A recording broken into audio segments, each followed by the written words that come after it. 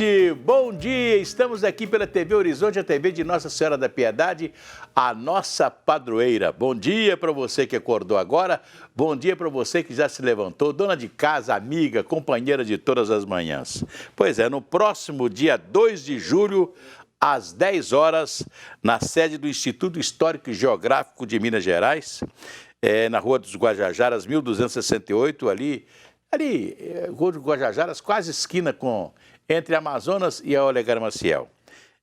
Vai acontecer a posse da doutora Ângela Rodrigues Laguardia, na cadeira cujo patrono é seu conterrâneo, o ex-presidente Antônio Carlos Ribeiro de Andrada. Assim era chamado naquela época o governador da província, né? Presidente Antônio Carlos. A doutora Ângela é pesquisadora, autora de vários livros, né?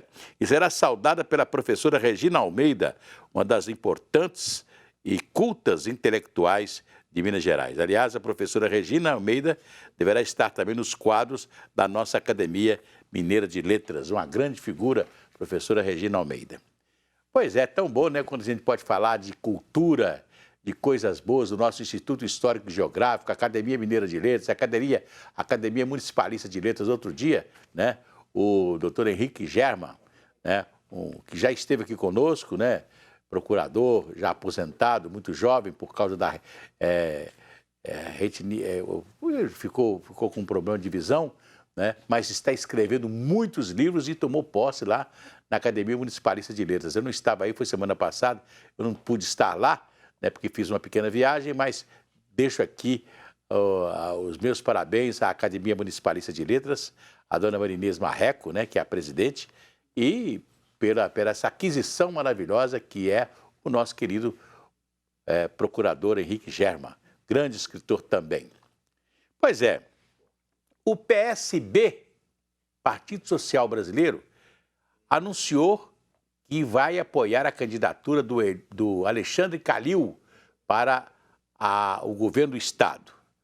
O PSB teria candidato, que seria o ex-ministro Saraiva Felipe, mas conversaram e ele vai apoiar a chapa, né, do Alexandre Calil ao governo de Minas, que tem o deputado do PT, né, Quintão, que vai ser o vice, né? Então, já as coisas vão se ajeitando politicamente, né? O PSB deixa de ter candidato a governador de Minas. Aliás, o PSB sempre foi um partido que ficou ao lado do PT, né? Do PT. Então, agora, como o PT está apoiando o Calil, né? O PT não tinha um candidato a governador de Minas, infelizmente, né? Então teve que apoiar uma chapa do PSD, né? Eu estou falando agora do PSB, é muita sigla, né? Que vai apoiar o Calil nesta jornada agora para o governo do Estado. Vamos cantar aquela musiquinha? Vai tudo bem, muito bem, muito bem, muito bem, muito bem, muito bem, bem, bem. Com pílulas de Lúcen. Sabe aquela dorzinha urinária, aquela sensação de queimação e ardor? Pílulas de Lúcen são antissépticas das vias urinárias e vocês encontram em todas as farmácias e drogarias do Brasil. Se persistirem os sintomas, um médico deverá ser consultado. Pois é, a iniciativa que reúne movimentos sociais, instituições de ensino e coletivos busca combater o estigma em torno das pessoas que convivem com transtornos mentais e conscientizar a população no que diz respeito à saúde mental. O repórter André Cristino fala sobre o assunto. André. Durante muito tempo, pessoas com doenças mentais eram enviadas para manicômios, um tipo de tratamento frio e até desumano. Vários tratamentos eram feitos de forma impositiva, sem respeitar minimamente o direito das pessoas que sofrem com transtornos mentais e acabava gerando práticas e uma forma de se considerar essas pessoas que as segregavam, né, do restante da sociedade e que, na verdade, cronificavam essas pessoas, muito mais do que tratavam essas pessoas. Acreditando que é possível mudar a forma de tratamento, foi criada a luta antimanicomial, que ganha apoiadores a cada dia. Mais do que um projeto, é um movimento. A psiquiatra Ana Marta Lobos, que é uma psiquiatra mineira, num livro dela, ela diz assim para a gente que é importante a gente sublinhar essa palavra movimento. E eu, de fato, acho que isso também é bastante interessante, porque o movimento faz com que a gente entenda que essa luta é uma luta de uma sociedade, não é uma luta própria de um partido, de uma entidade, de uma instituição. É uma luta de uma sociedade que acredita que é possível tratar em saúde mental sem o manicômio, ou seja, tratar sem essa lógica que é preciso trancar um sujeito para ele ser tratado de seu sofrimento mental. Atualmente, o tratamento com psicólogos e psiquiatras tem sido mais frequentes no tratamento de pessoas com doença mental. A internação em hospitais especializados só ocorre em alguns casos. Estar em sociedade ajuda. Nós temos várias experiências que demonstram o tanto que quando a gente tem um tratamento em saúde mental condizente com os princípios do SUS e da reforma psiquiátrica, que seguem a Lei 10.216, a gente tem resultados muito importantes, que são pessoas que podem se reintegrar de alguma forma a seu modo à sociedade, podem se reintegrar ao seu modo ao trabalho, e que isso é fundamental, que isso inclusive compõe uma estratégia super importante no tratamento dessas pessoas. Pois é, eu vi casos assim tristes, né, na sociedade brasileira, de pessoas que tiveram problemas psiquiátricos, né, e foram praticamente morar em hospitais, né. Lembra de Barbacena? Aquele hospital lá de Barbacena que era um horror, né? E alguns hospitais aqui também que nós tivemos. E eu não sou contra a hospitalização do elemento que tem problemas, não, né? Eu acho até que em alguns momentos precisa, né? Porque às vezes a família não consegue olhar direito, não consegue, mas depois a pessoa melhora, né? Passa por um tratamento e tal. Agora, nada melhor do que você poder ter a pessoa em casa, se a pessoa não é violenta, não é verdade? Porque em casa você tem coisas que pode levar à violência. Você tem faca, você tem uma chave de fenda, você tem um pedaço de pau, uma coisa qualquer, não é verdade? Então, mas quando o sujeito não é violento, a pessoa não é violenta, então é mais fácil você conviver com as pessoas com alguma demência dentro de casa. É igual você conviver hoje com uma pessoa que tem Alzheimer, né? Você não vai colocar uma pessoa no hospital. O Alzheimer, a pessoa que tem Alzheimer, né? Ela tem, alguns momentos, são pessoas de... Eu lembro, por exemplo, de uma moça, amiga minha, que a mãe chegou a ficar com Alzheimer. E a mãe falava coisas horríveis, né? Aí ela falou assim, Assir, e lembrar que minha mãe nunca falou um palavrão. E hoje ela está aqui falando palavrão, só falando palavrão. Pois é, né? É o problema do Alzheimer, né? A pessoa não está mais nas suas faculdades mentais, né? Então, começa a fazer coisas erradas, né? Mas nem por isso ela deixou de ser cuidada pela família.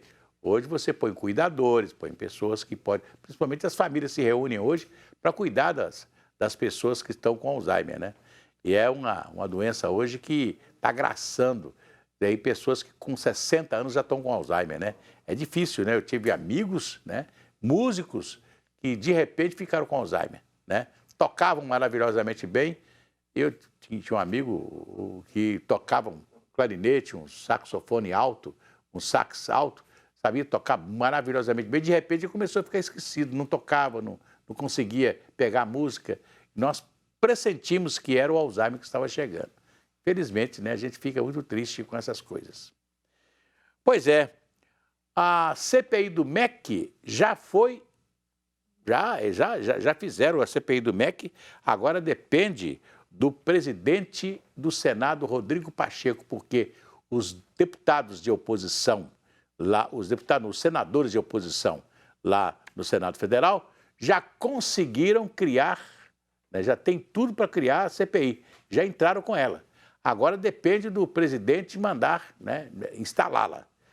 Uma CPI agora, a CPI do MEC, para, né, investigar o problema que houve lá no MEC com aquele ministro lá, aquele ministro que é pastor e inclusive reitor de uma universidade, de uma escola superior, né? Era o nosso ministro da Educação, foi levado a praticar alguns atos ilegais por causa de 2 pastores amigos deles que ficavam lá pedindo coisas, né, para as prefeituras e tal, e levando vantagem, né?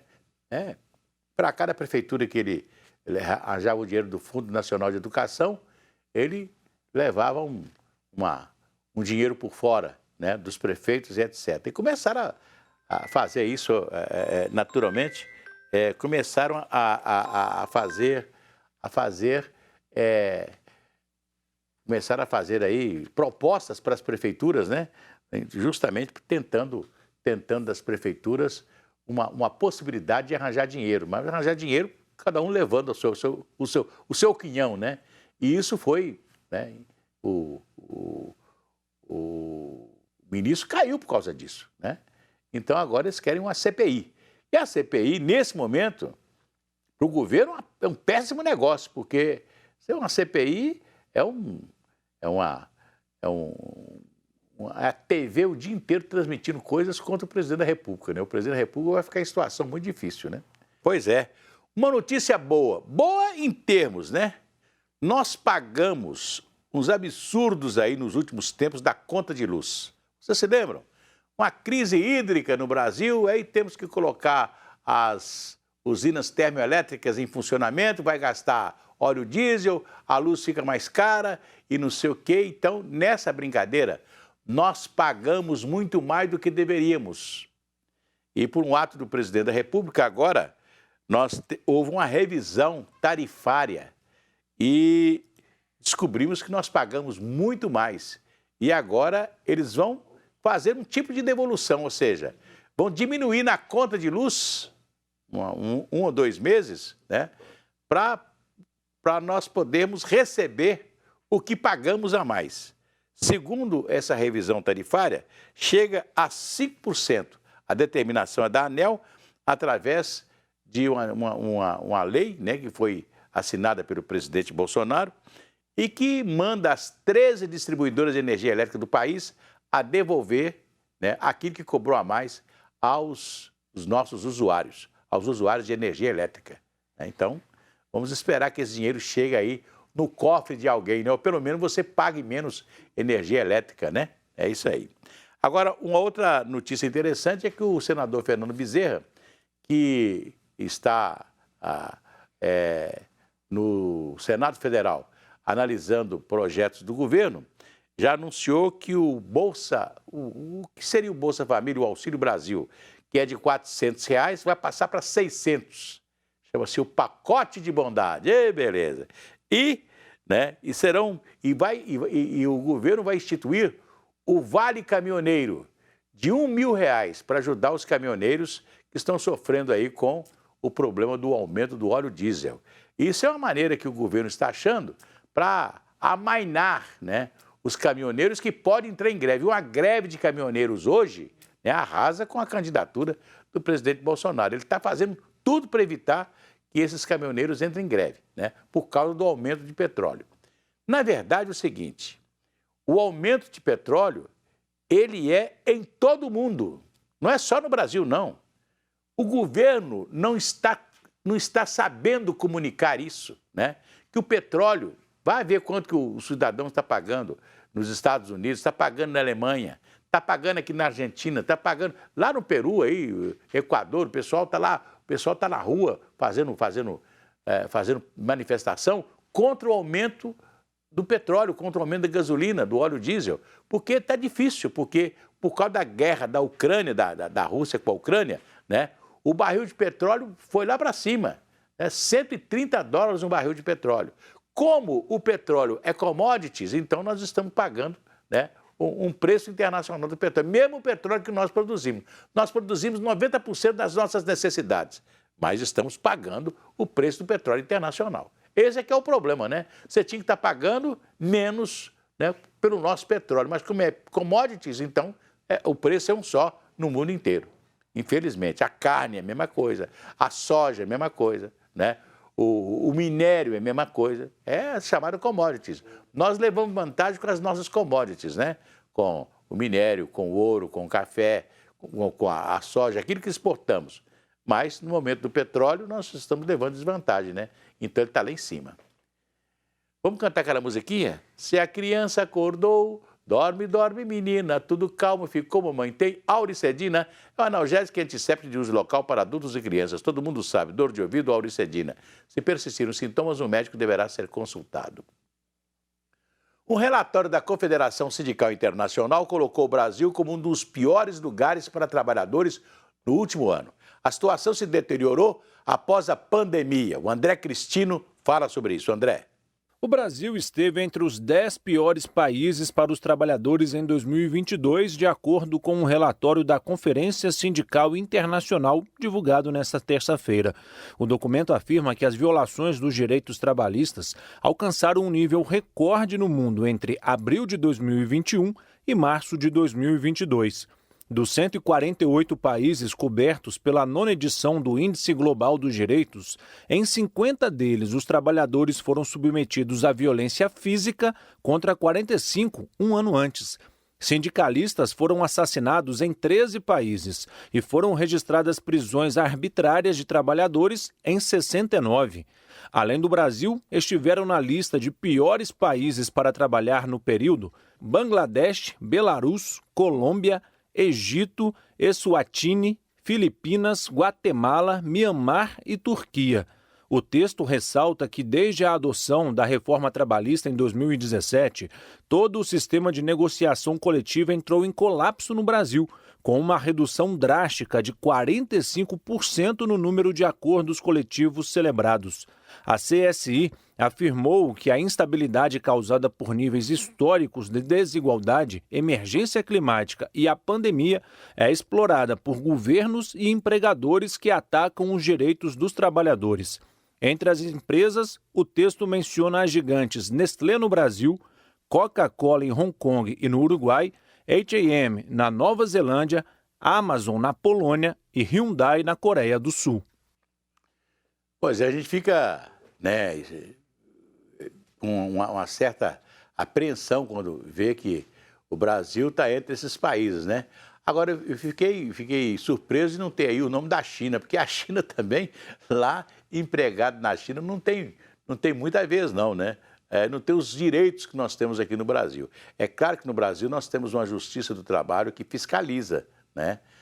Fiscaliza, sempre as empresas estão sendo fiscalizadas para saber das condições de trabalho de todo mundo, não é verdade? Pode até passar, você pode encontrar aí, por exemplo, parece que a matéria mostrou aí pessoas que trabalham, por exemplo, lá no Nordeste, tirando, vamos dizer assim, a castanha de caju, que é um negócio que maltrata muitas mãos, né? Mas as pessoas não são empregadas, elas pegam aquele castanha de caju e ganham um dinheirinho para colocar fogo na castanha para tirar a castanha ali de dentro, né? Então, machuca as mãos ficam maltratadas e etc. Né? Mas é uma coisa que é da cultura daquele pessoal lá do Nordeste, né? De fazer isso. Ou pelo menos nós tínhamos que inventar Se você criar uma mecanização desse setor lá no Nordeste, você vai tirar o ganha-pão de muita gente que trabalha, né, fazendo esse serviço, né, tirando a castanha do caju. Né? Mas eu sei que nós temos aí problemas muito graves ainda de trabalho escravo, de muita coisa acontecendo aí, né? Esses cortadores de cana, pessoas que vão trabalhar em fazendas de café. Hoje a gente vê no sul de Minas, né, um ônibus levando os trabalhadores, né? Eles têm comida, né? Mas em alguns lugares o sujeito vem de longe, né, e vai habitar as fazendas. Então a habitação que eles têm é uma habitação inaceitável, né? Não é um lugar gostoso para dormir, uma cama confortável, infelizmente não é. Olha aqui, a ministra Carmen Lúcia, que é a ministra de Minas Gerais aqui, né, que é do Supremo Tribunal Federal, quer uma manifestação da Procuradoria-Geral da República a respeito de uma notícia crime contra o presidente Bolsonaro, a respeito de uma possível interferência do presidente Bolsonaro na Polícia Federal. O presidente agora diz o seguinte: não, eu não interfiro nas coisas da Polícia Federal. Se a Polícia Federal, o caso é por causa desse ministro aí, Milton Ribeiro, da Educação, que teria, num telefonema, numa conversa com sua filha, informado que o presidente Bolsonaro teria lhe informado que a Polícia Federal ia dar uma batida na casa dele de manhã. Então ele mais ou menos estava esperando que a Polícia Federal fosse prendê-lo. E ele foi preso, ficou preso um dia e foi liberado. Ele e os pastores que são acusados de terem feito coisas ilegais com o dinheiro do Ministério da Educação. Agora a ministra, né, está pedindo a manifestação da Procuradoria-Geral da República sobre essa notícia-crime contra o presidente Bolsonaro. Olha, nos últimos tempos, né, o procurador, o Aras, ele não apresentou nada, né? Ele não apresentou, não apresentou nenhum processo, né, contra o presidente Bolsonaro em momento nenhum, né? Ele preservou o presidente Bolsonaro de todas as investidas da oposição, do próprio Supremo Tribunal Federal, porque a Procuradoria-Geral da República tem a função de investigar, né? Então, ele recebe, né, o pedido, fala que vai investigar, investiga e fala que não teve nada, não teve problema nenhum do presidente fazer interferência na Polícia Federal.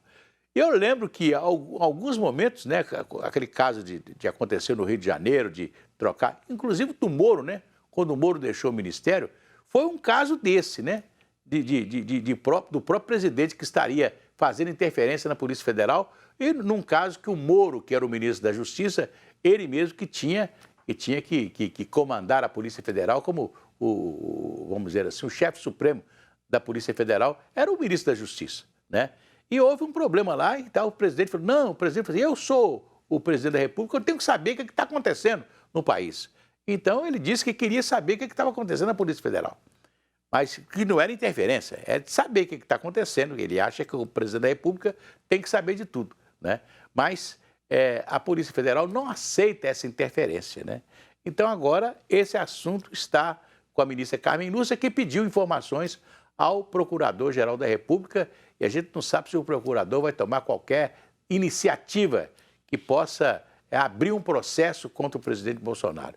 Eu não acredito que isso vai acontecer, não, porque o ministro Aras, ele já há mais tempo ele teve oportunidade de tocar qualquer tipo de processo contra o presidente da República e se negou a isso, não é verdade? Então vamos esperar que essas coisas fiquem aí tranquilas e nós não vamos ter aí nenhum processo contra o presidente da República.